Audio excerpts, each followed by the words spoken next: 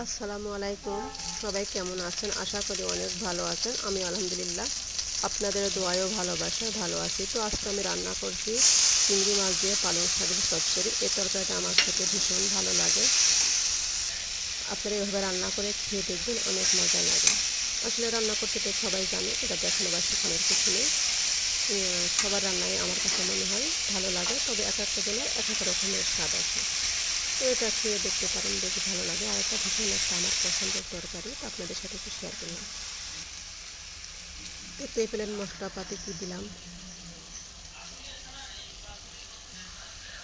এভাবে আপনারা রান্না করে খেয়ে দেখবেন, অনেক মজা লাগে। তো আমার রান্নাটা হয়ে গেছে, এই রান্নাটা আর বলছি কষানো হয়ে গেছে।